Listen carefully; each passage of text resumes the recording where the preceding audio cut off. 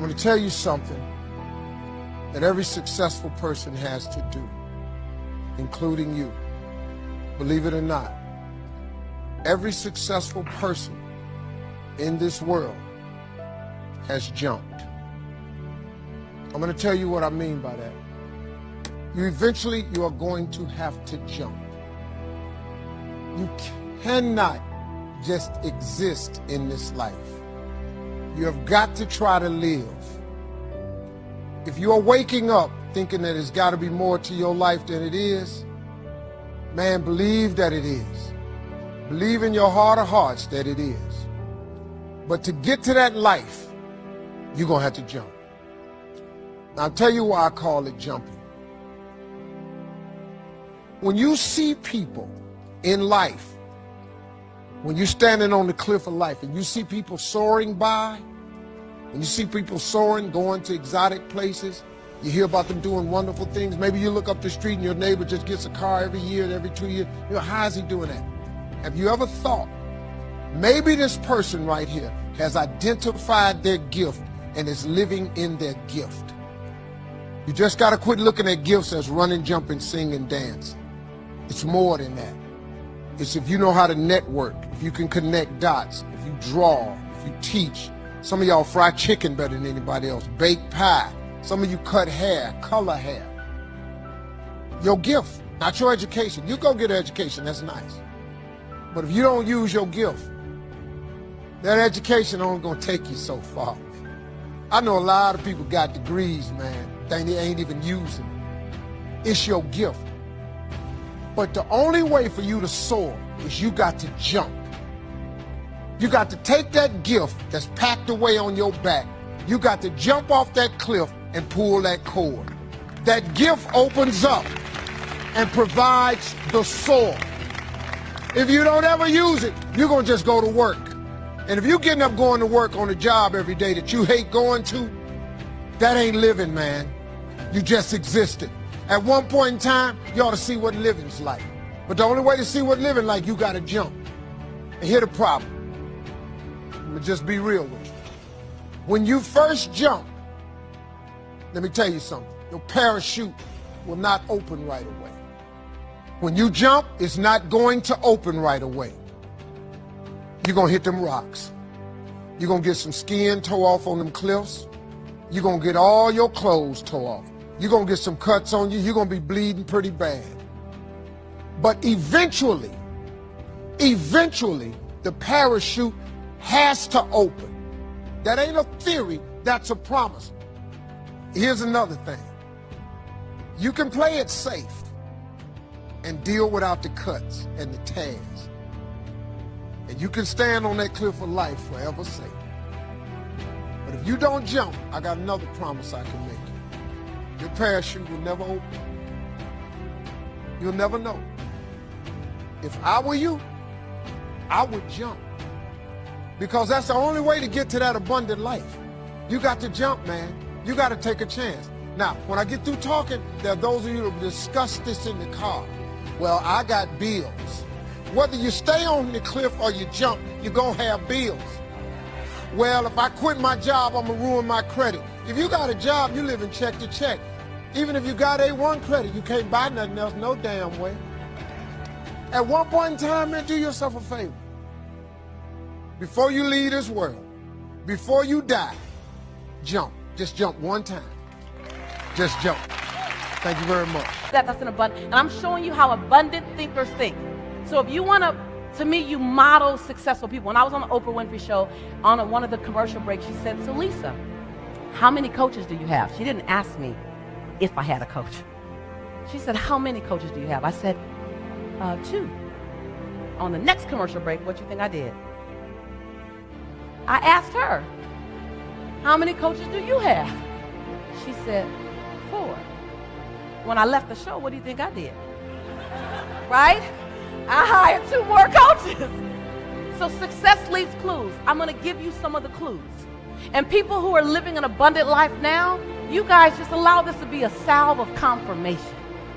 And then for everyone else who's moving in that direction and more so in that direction, these are the things that abundant thinking people do all day, every day. One, we create micro wins so we can get to macro wins. And we celebrate the micro wins. Far more celebrations in life.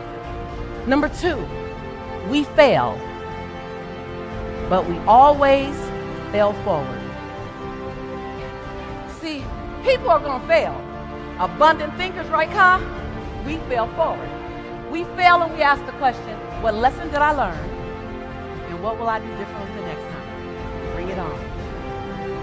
Bring it on. I'm okay. Some of my greatest lessons came wrapped in sandpaper. They came wrapped in expensive lessons. They came wrapped with a hot credit card that I had to pay it off with. They came wrapped with a lawyer I had to hire. They came wrapped with tears on my pillow.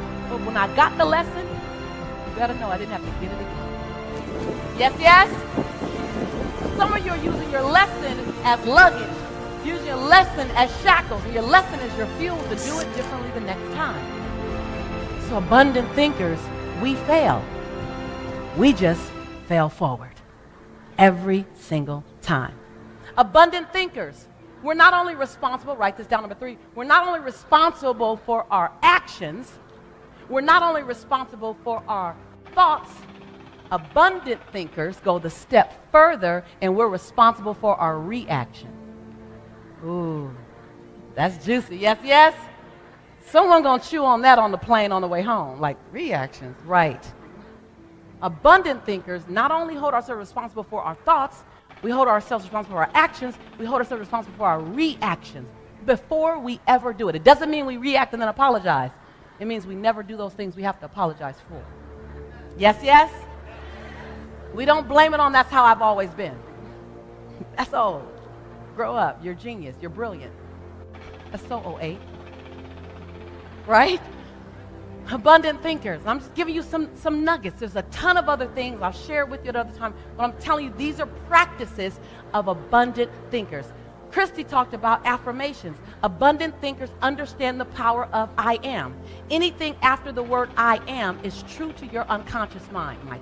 Anything after I am, anything after I am, even if you know it's not true, your conscious mind will believe it. Anything after I am. So the use of affirmations is very intentional and very consistent. I was diagnosed as clinically depressed in 2001. 1998, I'm sorry. I was diagnosed as clinically depressed. Didn't make sense. I had been in a relationship, I was engaged to get married, and my fiance, who I did not know at the time, was bipolar. And he'd stopped taking his medicines and under the belief system that love can cure anything. And so I ended up being picked up and thrown 3 feet across the room, and I ended up being choked until I passed out. And once I got out of that relationship, I just was different. It was different. So my mom insisted that I go to the doctor. I went to the doctor, and I sat on the table, and she checked me and talked to me and came back in with a prescription. And she said, Lisa, you're clinically depressed. And I felt like I heard Charlie Brown's parents talking like, wah, wah, wah, wah, wah. Clinically depressed, at least that'll make sense in that same sentence. And she handed me a prescription. And I read the prescription, it had my name on it, and it said Prozac. And I thought, that don't make sense. Lisa Nichols, that don't make sense. And I said, do you mean I'm sad? She said, very, very sad. I said, can I try something? And I'm not recommending you guys, if you're on medication, stop taking your meds.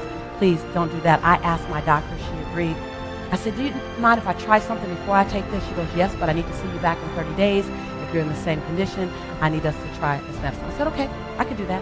So I went home, and every day I got in the mirror, and I drilled, I am, every day. Because I realized I had forgotten who I was.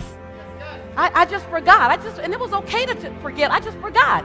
So every day for 25 minutes, I just went over the I ams.